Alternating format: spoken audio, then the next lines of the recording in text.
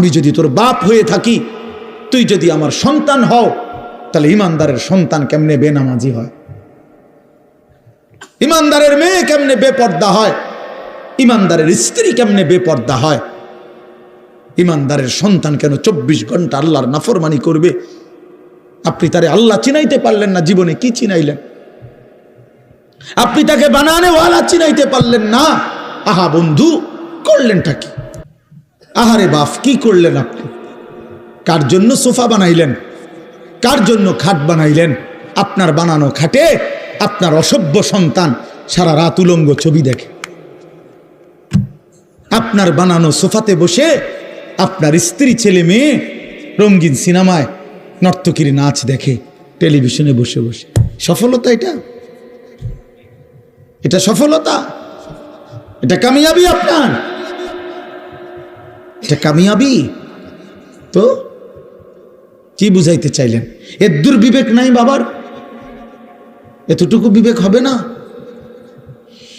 কোরআন শরীফে আছে সূরা হুদের মধ্যে নূহ আলাইহিস সালাম ওনার বেঈমান সন্তানের জন্য যখন ডুবে যাচ্ছিল দোয়া করছিল, ইন্না ইবনি মিন আহলি, এই শব্দটা বলছিল নূহ নবী। আল্লাহ, ওই যে ছেলেটা ডুবে যাচ্ছে, এটা আমার পরিবার, আমার বংশধর, আমার সন্তান।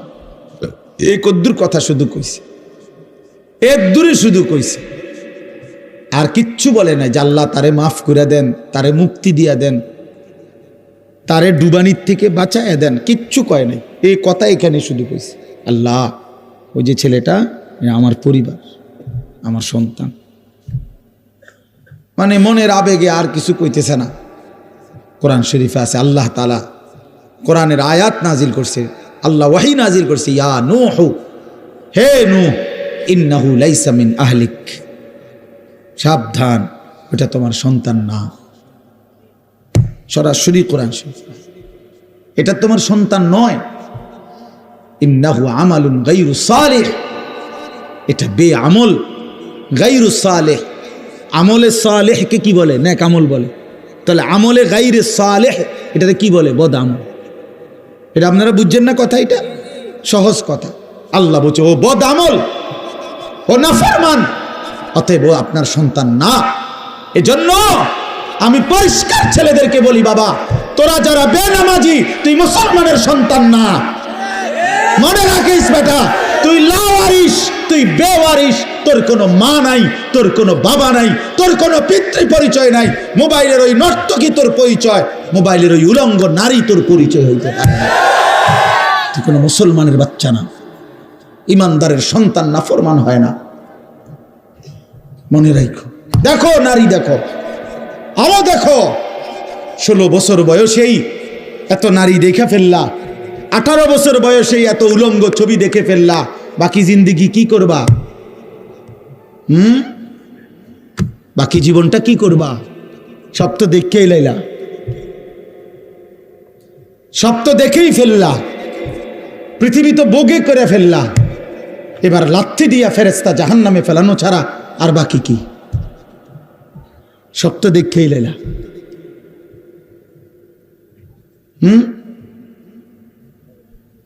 হালাল স্ত্রীর ভালোবাসা তো আর মিলবে না, পবিত্র স্ত্রী তো আর মিলবে না। আল্লাহ কোরআনে ওয়াদা দিছে, যেই পুরুষ খবিস, অসৎ চরিত্রের, আল্লাহর ওয়াদা তার স্ত্রীও মিলবে খবিস। কি আয়াত? আল খাবিসাতু লিল খাবিসিন ওয়াল খাবিসুনা লিল খাবিসাত। সরাসরি কোরআন শরীফের আয়াত। বন্ধু মনে রাখো, আমি ডেইলি বলি, রাস্তার বেডি আর মোবাইলের বেডি আর বাস্তবতার বিবি এক কথা না।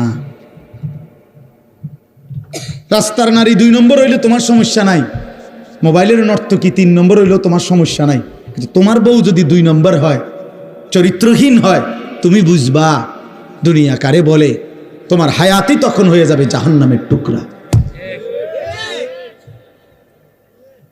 এজন্য প্রিয় সন্তান মনে রাখো, এত অল্প বয়সে এত নষ্ট হইও না, এত কম বয়সে এত চরিত্রহীন হইও না, এত চালাক ভাইব না নিজেরে, এত চালাক ভাইব না, এত বুদ্ধিমান মনে করো না তোমরা।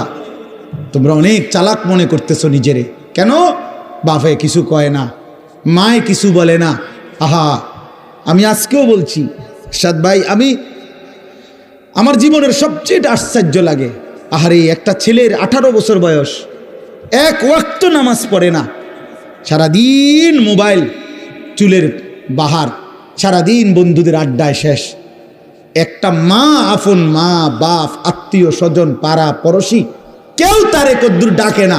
কিরে বাবা, একটা ছেলে ভাইবো ভাইয়া, তোমারে শুধু বলি, তুমি একটাবার ইনসাফের সাথে ভেবে দেখো, তুমি প্রতিনিয়ত গুনাহ আর অশ্লীলতার মধ্যে ডুবে যাচ্ছ, কিন্তু কেউ তোমারে কদ্দুর ডাকেও না। কিরে বাবা, তুই এরম করস কা? আহারে, তোর কি আল্লাহ নাই, আখেরাত নাই? তোর কি বাবা কবর নাই? কেউ তারে কদ্দুর মনে করায় না। এমন অভিশপ্ত হইল কেন? ইনসাফ কি বলে? মানে ওরে কেউ ডাকে না কা? আপন মাও আপন সন্তানকে ডাকে না, বাবাও ডাকতেছে না, কেউ তারে ফিরাচ্ছে না। তোমারে সবাই ছেড়ে দিছে কেন বাবা? এর মূল কারণ মনে রাখেন ছেলেরা, বাপ মনে রাখো, যার উপরে আল্লাহর লানত পড়ে, খোদার লানত, তারে গোটা সৃষ্টি ঘৃণা করে। তোমারে আর কেউ পছন্দ করে না, এই জন্য কেউ তোমারে আর ডাকে না। যদি আমার ছোট ভাই হয়, আমি যদি তার অন্যায়ের কারণে ডাইকা আনে থাপ্পড় দেই, মারি, শাসন করি, এটা তার জন্য কল্যাণ, কারণ আমি তারে ফিরাই আনলাম। আরেক হইল আমি তার সাথে এতটা রাগ করলাম যে যা, তোর যেটা মনে কর তুই এটা কর, ফিসা দিয়া ফিট তোর কপালে, তুই যা, আমি তোরে কোনোদিন ডাকবো না, বলবো না, ছুঁইবো না, যা মন চায় তুই যা কর। তো বাহ্যিক দৃষ্টিতে তো মনে হবে তারে মারি নাই, থাপ্পড় দেই নাই, কিন্তু তার তো অনন্তকালটা শেষ, তার ভবিষ্যৎটা শেষ, তার লাইফটা তো শেষ। তার চাইতে ভালো ছিল তারে মারা, কিল কনি ঘুষি দিয়া হইল ফিরাইয়া আনা, এটা উত্তম ছিল না? এই জন্য তোমারে ফিরাবে না কেন? তোমরা যারা সারাদিন রাত এক ওয়াক্ত নামাজ পড়ো না, কোনোভাবেই আল্লাহ আখেরাত পরকালের কিছুই বুঝো না, এমন অভিশপ্ত, মাত্র 18 বছর বয়সে খোদার গজব পড়লো তোমার উপরে, আল্লাহর লানত পড়লো কেন? 18 বছর বয়সে এত বড় নাফরমান হয়ে গেল কেন? 20 বছর বয়স না হইতেই বাবা তুমি এত বড় আল্লাহর অভিশপ্ত বান্দা হয়ে গেল কেন, যে কেউ তোমার আর পছন্দ করে না, কেউ ডাকে না? আমি একটু আগেও বলছি বয়ানে, আমার মার বয়স 75 বছর, আমার আম্মার বয়স, আমার বয়স 44 বছর। আমি আজকে 21 বছর ওয়াজ মাহফিলের এই জিন্দিগি আমার, আলহামদুলিল্লাহ। আমার 4টা সন্তান আছে বাবা, আমার 4টা ছেলে মেয়ে আছে। আমার এই 44 বছর বয়সেও আমার আম্মা 75 বয়স্ক মহিলা, এখনো আমার মা আমারে কথা হইলেই বলে, হুত নামাজ শুনি, খোদার কসম, মা আমারে এখনো জিগায়, ফুত নামাজ শুনি, নামাজ পড়ছো। আমার সন্তানদেরকে দেখলো জিগায়, নাতি নামাজ শুনি। আমার মা আমারে আজও বলে, হুত কত হানে ওয়াজে যাও, মানুষের লগে চাইও টাকা পয়সা লইয়া, কি করো না, কষ্ট দিও না, ঝামেলা করো না। কতবার যে কইছে মা আমার এই কথাইটা, শতবার কইছে মা আমারে আমার এই জীবনে। কিরে ভাইয়া, 75 বছর বয়স্ক মা তো আমার 44 বছর বয়সী সন্তানকে আজও ডাকে যে ফুত নামাজ পড়ছনি, তোমার বয়স মাত্র 18 বছর, তোমারে কেন কেউ ডাকে না? তোমার জীবনে এত বড় অভিশপ্ত হলো কেন? নুয়াল্লিহি মা তাওয়াল্লা ওয়া নুসলিহি জাহান্নাম ওয়া সাআত মাসীরা। আল্লাহ বলে, আমার যে বান্দা আমার রাসূলের বিরুদ্ধাচরণ করবে এবং আমার ইমানদার মুমিনদের পথ থেকে উল্টো পথে চলবে, আল্লাহর কসম আল্লাহ বলে, নুয়াল্লিহি মা তাওয়াল্লা, আমি তাকে সেই উল্টো পথেই চালাবো, ওয়া নুসলিহি জাহান্নাম, একদিন তাকে জাহান্নামেই ফেলে দেব, একদিন তাকে জাহান্নামেই ফেলে দেব।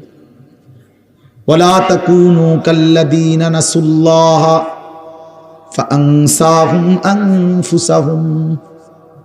রব্বুল আলামিন বলেন, ইমানদার, আমি আল্লাহকে এতটা ভুলে যেও না, বেশি দিন ভুলে গেলে আমি একদিন তোমাকে নিজের পরিচয় ভুলিয়ে দেব।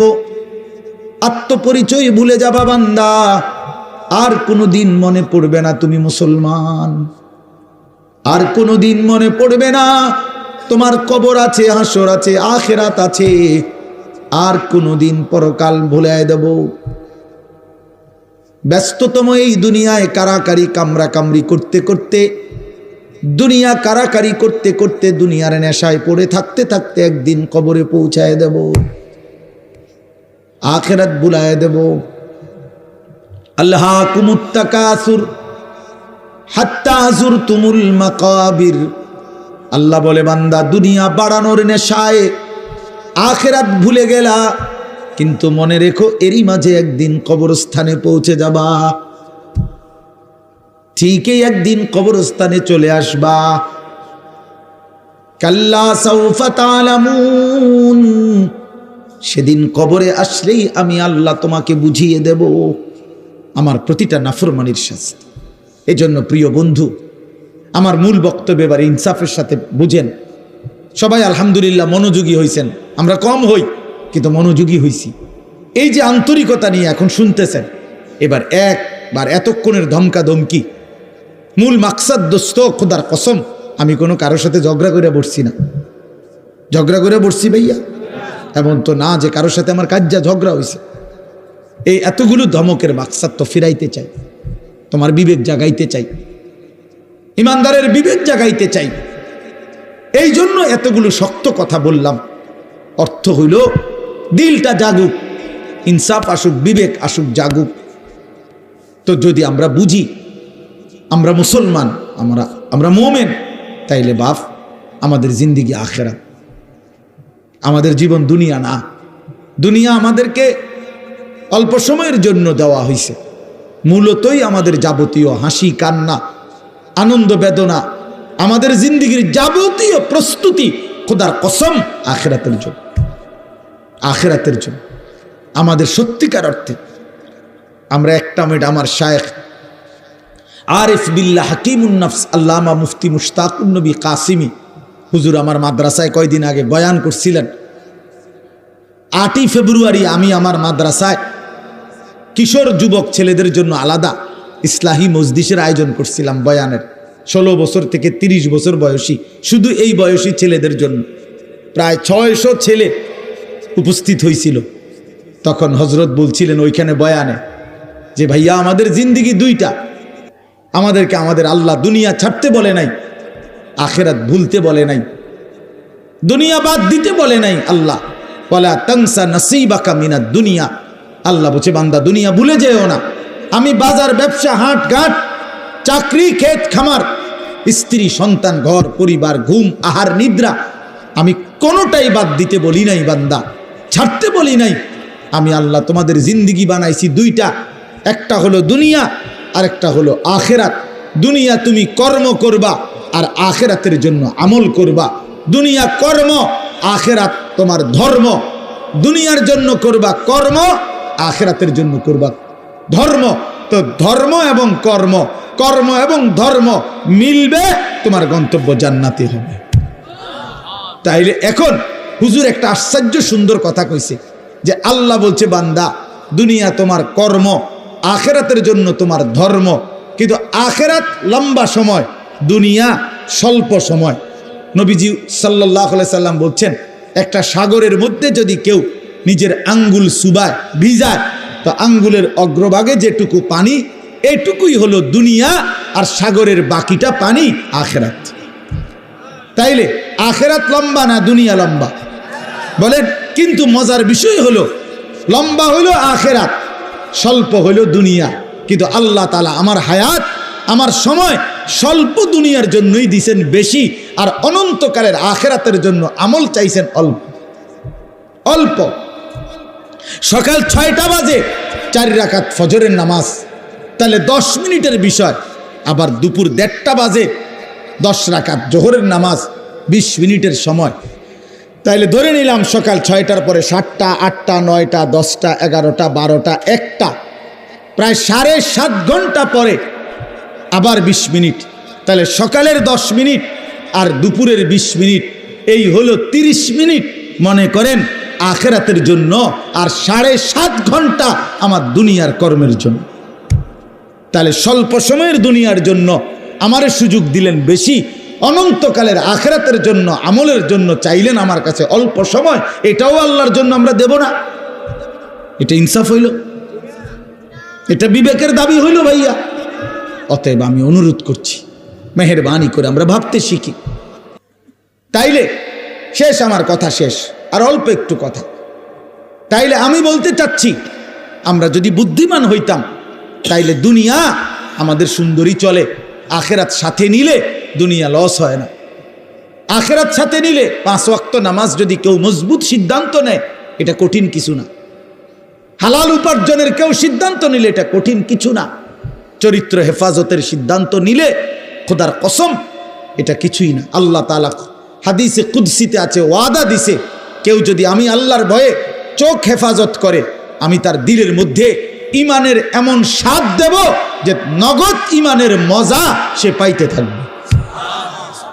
খোদার কসম এটা হাদিস। মান তারাকাহা মাখাফাতি আবদালতুহু ঈমানান ইয়াজিদু হালাওয়াতাহু ফি কলবি। তাহলে গুনাহ ছেড়ে দিলে, আল্লাহকে মেনে নিলে, আল্লাহর ইবাদত করিলে খুব কঠিন কিছু না, খুব কঠিন কিছু না। এই জন্য প্রিয় ভাই আমার, বাপ আমার, এই শেষ বেলায় আমি এই অনুরোধটাই করতে চাই, আমরা যদি বুঝি আখিরাত আমাদের জিন্দেগি, পরকালের জন্যই আমাদের প্রস্তুতি, তাইলে আমাদের প্রস্তুতির আখিরাত সাজাইবার সবচেয়ে সুন্দর সিজন, শ্রেষ্ঠতম মাস মাহে রমজান। মাহে রমজান আমাদের সামনে একদম মুখোমুখি, শাহরু রমাদান, রমজান মাস। এই রমজান মাসটাকে কদর করার কথা আমি বলতে চাই, এটাই আমার শেষ আহ্বান।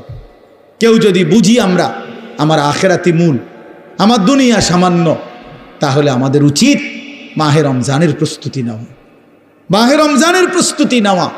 মাহে রমজান আল্লাহ নিজের, এই যে প্যান্ডেল আপনারা সাজাইছেন সুন্দর করে মাহফিলের জন্য, খোদার কসম আল্লাহ তাআলা বলে, বান্দা রমজান আমি নিজ হাতে সাজিয়েছি আমার বান্দাকে জান্নাত দেওয়ার জন্য,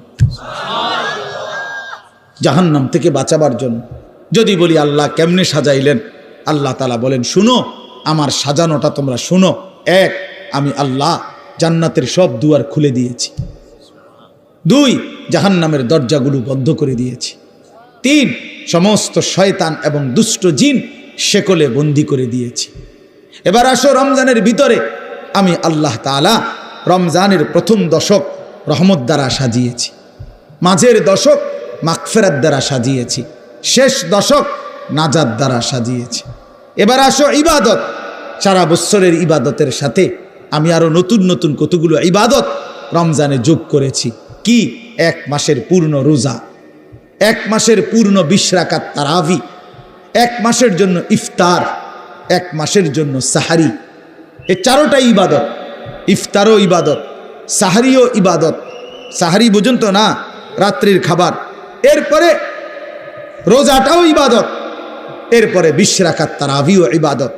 আল্লাহ বলেন এরপরে শেষ দশক, শেষের 10 দিন এতেকাফ, মসজিদের এতেকাফ আমি এর দ্বারা সাজিয়েছি। শেষ দশকের বেজর রাত্রিগুলো আমি আল্লাহ তাআলা সবে কদরের দ্বারা সাজিয়েছি। সুবহানাল্লাহ। এরপরে আল্লাহ বলেন নেকির হিসাব, নেকির হিসাব হইল একটা নফল একটা ফরজের সমান, একটা ফরজ 70টা ফরজের সমান। একজন রোজাদারকে ইফতার করাইলে 3টা পুরস্কার, গুনাহ মাফ, জাহান্নাম থেকে মুক্তি, রোজাদারের সমপরিমাণ নেকি, সমপরিমাণ নেকি। আল্লাহ তাআলা বলে, বান্দা এতভাবে আমি আল্লাহ রমজানকে সাজাইলাম, উদ্দেশ্য কি?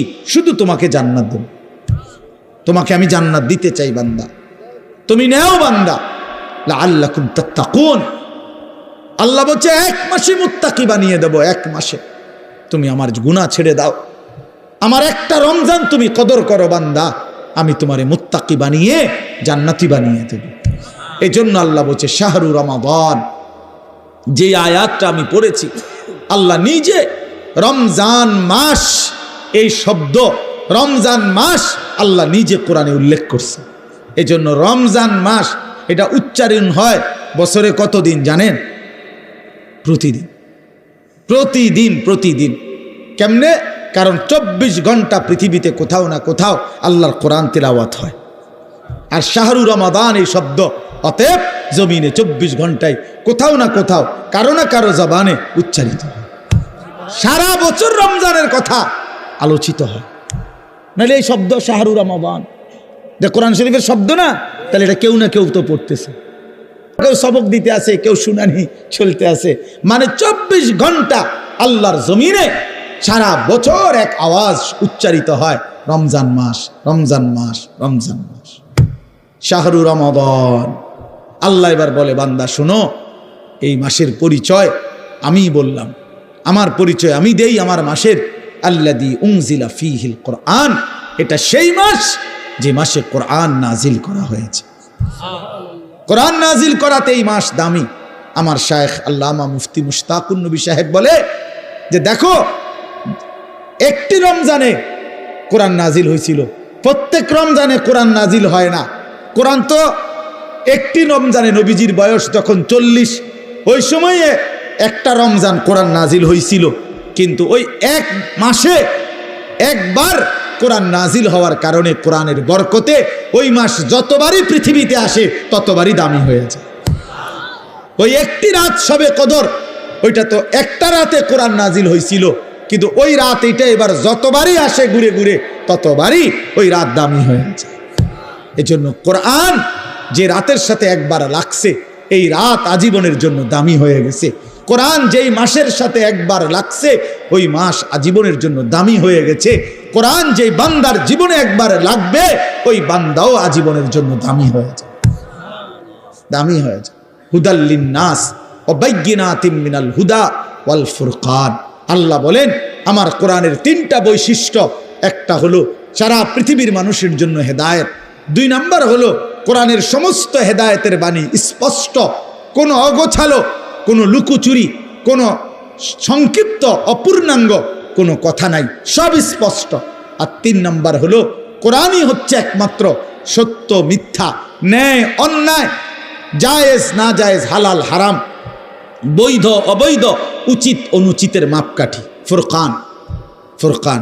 এই জন্যই তোমরা যারা স্কুলে পড়ো, কলেজে পড়ো, ভাইয়া ইউনিভার্সিটিতে পড়ো, কোনো আপত্তি নাই, তবে এইটা মনে রাখো বন্ধু, কোরআনুল কারীমের জ্ঞান যে অর্জন করতে পারে নাই, কোরআন যে ধরতে পারে নাই, কোরআন যে ছুঁইতে পারে নাই, তুমি ন্যায় অন্যায় চিনো নাই, সত্য মিথ্যা তোমার কাছে স্পষ্ট না। খোদার কসম, পৃথিবীর আর কোনো বই, আমি চ্যালেঞ্জ করলাম এখানে এখন, পৃথিবীর আর কোনো বই দিয়ে, পৃথিবীর আর কোনো গ্রন্থ দিয়ে সত্য মিথ্যা, ন্যায় অন্যায়, জায়েজ না জায়েজ, হালাল হারাম, বৈধ অবৈধ, উচিত অনুচিত নির্ধারণ করা যায় না। না, বাংলা বই দিয়ে হবে না, এটা অঙ্ক বই দিয়ে হবে না, ইংরেজি বই দিয়ে হবে না, একমাত্র আল্লাহর কোরআন। বৈধ অবৈধ নির্ধারণ করে আল্লাহর কোরআন, হালাল হারাম নির্ধারণ করে আল্লাহর কোরআন, উচিত অনুচিত নির্ধারণ করে আল্লাহর কোরআন। ফুরকান এটা। এজন্য কোরআন বঞ্চিত, সে সত্য মিথ্যা, আলো অন্ধকার থেকে বঞ্চিত, বঞ্চিত। লোক দেখানো যা মন চায়, অমুক ভদ্রলোকে কইছে এটা সুন্দর, হেই তো কয় সুন্দর।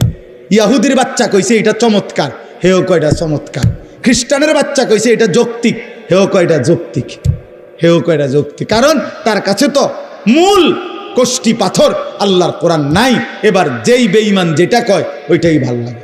এই জন্য দেখেন না, আমাদের যেই ছেলেদের কোরআন সুন্নাহর আলোকে নবী সাহাবীদের চুল থেকে যারা বঞ্চিত, তাদের আর চুলের নির্ধারিত কোনো স্টাইল নাই, যখন যেটা দেখে যেটা ভাল লাগে।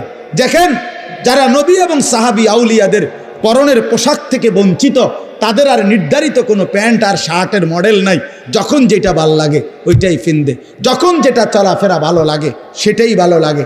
তার মানে আল্লাহ থেকে বঞ্চিত, রাসূল থেকে বঞ্চিত, তো সে সত্য সঠিক ইনসাফ ন্যায় পরায়ণতা থেকে বঞ্চিত, বঞ্চিত। সর্বশেষ কথা হলো, আল্লাহ বলেন, ফামান শাহিদা মিনকুমুশ শাহরা ফালিয়াসুমহু। অতএব আমার বান্দা, তোমাদের যারাই রমজান মাসে আসবা, পৌঁছবা, তোমরা রোজা রাইখো, আমার হুকুম মাইনো।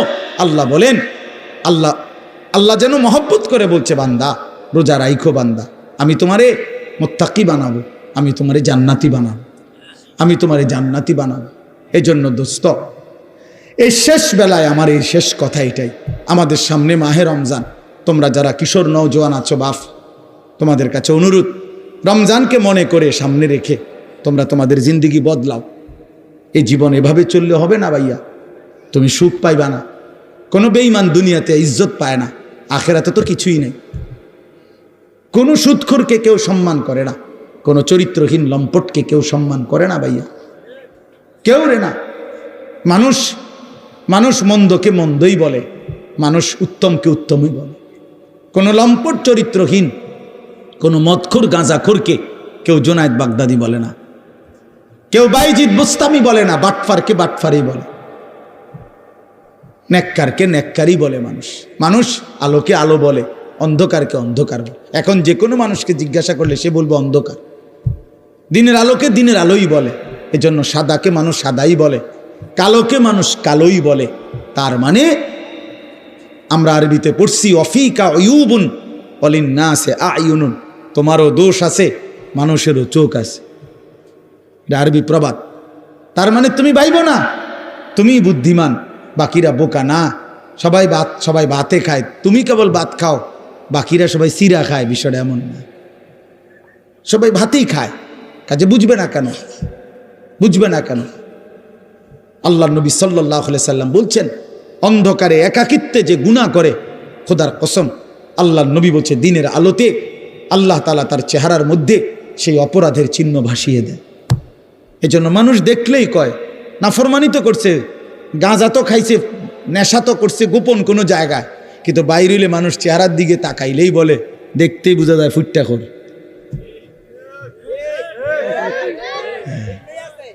ফুট্টাখোর, বাবাখোর, ডালখোর। হ্যাঁ, বুঝেন নাই? চেহারা দেখলেই বোঝা যায়। আমি তো এই জন্য অনেক সময় বলি যে অনেক ছেলে আছো তোমরা, তোমাকে সমবয়সী বন্ধু, তোমার চুল এবং তোমার স্টাইল দেখে কয় দোস্ত তোরে সেরকম লাগে। তা আমি বলি যে তুমি একটাবার জিঙ্গাইলা না দোস্ত, সেরকম তো লাগে বুঝলাম, সে এটা কেডা? সে কে? যার মতো লাগে সে কে? তুমি তো আমার একটা কারো মতোই কইতে চাইছো যে সেরকম লাগে, তো সেরকমটা কে? সে কে? তাইলে দেখবা সে কইব দোস্ত তোমারে ফুট্টাখোর বাবাখোরের মতো লাগে, তোমারে ডালখোর নেশাখোরের মতো লাগে, ইয়াবাখোর লম্পটের মতো লাগে বেটা। এই জন্য দুশ্চরিত্রকে কেউ ইজ্জত করে না, বেহায়া নারীকে কেউ সম্মান করে না। কোনো বেপর্দা নারীকে দেখে রাস্তার কোনো লম্পট, কোনো বখাটে দুশ্চরিত্র মানুষ যারা নারীকে দেখে, বেহায়া বেপর্দা নারীকে, তাকে নিয়ে কেউ রাবেয়া বসরির কল্পনা করে না, রাবেয়া বসরির কল্পনা করে না, তাকে নিয়ে অসভ্য কল্পনাই করে, উলঙ্গ কল্পনাই করে। এই জন্য ভাইয়া নিজের কদর করো, এটা উপলব্ধির বিষয়, এটা উপলব্ধির বিষয়। আল্লাহ আমাদেরকে বুঝ দান করেন। আল্লাহ তাআলা আজকের এই মাহফিল ভরপুর কবুল করে নেন। যাদের ভালোবাসায়, যাদের আয়োজনে, যাদের আন্তরিক প্রচেষ্টায় মাহফিল হয়েছে, আল্লাহ তাআলা সকলকে উত্তম বিনিময় দান করেন। আগামী দিনেও আল্লাহ তাআলা এই মাহফিলকে কায়েম দায়েম করে দেন। আমরা সবাই রমজানকে কদর করব তো ইনশাআল্লাহ? বলেন ইনশাআল্লাহ।